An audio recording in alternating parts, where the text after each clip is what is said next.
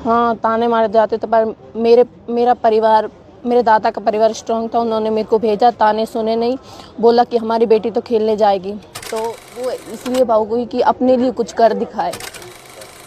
मैं China, Taiwan में, hot में एशिया कप खेल के आई इंडिया टीम से, और वहाँ पे हमारी 4th पोजीशन लगी थी। 11 देश थे, उसमें से इंडिया की 4th पोजीशन थी। और मैं, जैसे कि आप सब लोग जानते हैं, मेरा नाम सुशीला है। मैं भुरटिया बाड़मेर से बिलोंग करती हूँ। मेरा रग्बी का संघर्ष बहुत लंबा है।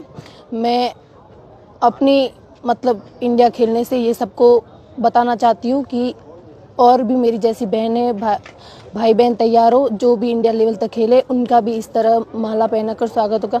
मैं उनको भी आगे बढ़ना। एक तो हमारे पास ग्राउंड नहीं है, मैंने इंडिविजुअल प्रैक्टिस की। मेरे कोच कौशला राम जी सर, मेरे ग्राउंड कोच मोहन भैया, उन्होंने मेरे को प्रैक्टिस करवाई, उन्होंने मेरे लिए संघर्ष किया।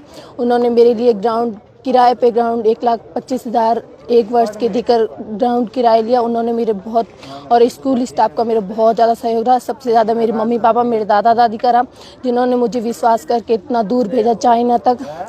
और मैं ये बताना चाहती हूँ कि अगर मैं कर सकती हूँ तो और भी कर सकते हैं। एक गाँव एशिया कप में कितनी टीमों ने भाग लिया था? एशिया कप में 11 देशों ने भाग लिया था, जिसमें इंडिया ने 4th पोजीशन थी। अच्छा, जैसे आप शुरुआत कैसे हुई थी रग्बी? तो क्योंकि अपने इस इलाके में रग्बी खेलते भी नहीं है कोई। मेरी 10th में रग्बी की शुरुआत हुई थी 2022 के अंदर, 2022-23 के अंदर। तो उस टाइम हमारी स्कूल में रग्बी कौशला राम जी सर और राणा राम जी सर लेकर आए थे। तो पहली बार नाम सुना तो अजीब अजीब सा लग रहा था। बॉल देखा तो ऐसे बॉल भी अलग होती है, रग्बी की अलग टाइप। तो सोचा कि क्या बोले, उस बॉल पे हंस रहे थे, क्या बोले क्या नहीं है। तो उसके बाद में धीरे धीरे सर ने हमें प्रैक्टिस करवाया। उसके बाद में HFI डिस्ट्रिक्ट मैच आ रहे थे, तो उसमें हम लोगों ने गोल्ड मारा था। तो धीरे धीरे ऐसे मेरा नेशनल हुआ, स्टेट हुआ, मैं आगे बढ़ी, और आज मैं इंडिया मंच तक खेल के आई हूँ। जैसे इस खेल के लिए कितना संघर्ष करना पड़ा? आप बेटी हैं, अपने इस इलाके में बेटी को कोई भेजते भी नहीं है, कितना संघर्ष करना पड़ा? संघर्ष मेरे से ज़्यादा मेरी मम्मी ने और मेरे पापा ने संघर्ष किया है। दुनिया में गांव में बेटियों को नहीं भेजा जाता, पर मैं उसी गांव की बेटी हूँ जिस गांव से बेटियों को बाहर नहीं भेजते। मैं उसी गांव की बेटी हूँ, आज इंडिया मंच तक खेल सकती हूँ। मैं सभी माता पिताओं से ये कहना चाहती हूँ, अपनी बेटियों को रसोई तक ना रखे, बाहर भेजें, उनको बाहर भेजे। सब कुछ बेटियां ही नहीं, बेटे, सब कुछ बेटे ही नहीं, बेटियां भी कर सकती है हर चीज़। बेटों से आज बेटियां आगे जा रही। तो मैं सबसे ये विनती करना चाहती हूँ कि अपनी बेटियों को रसोई तक ना रखे, बाहर भेजे और बाहर की दुनिया दिखाए कि बाहर क्या है। अपन लोग मतलब ऐसे, जैसे मेरे को सपोर्ट किया, ऐसे अपन को गेम में आने से पहले कुछ लोगों की ज़रूरत पड़ती है, जो अपन को सपोर्ट के बिना अपन आगे नहीं जा सकते। तो मेरे कोच कौशला राम जी और मोहन भैया, उन्होंने मेरे को बहुत ज़्यादा सपोर्ट किया।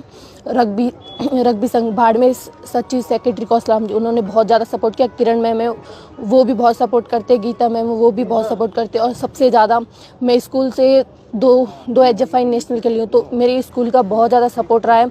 उन्होंने मुझे मतलब प्रैक्टिस के लिए टाइम दिया, हर टाइम मेरे को मतलब ऐसे ही मोटिवेट करते रहे। सवाई राम सेन सर, की जी सर, संकुतला मैम, जो हमें मतलब ऐसे बेटी की तरह रखते थे, टीम के साथ चलते थे।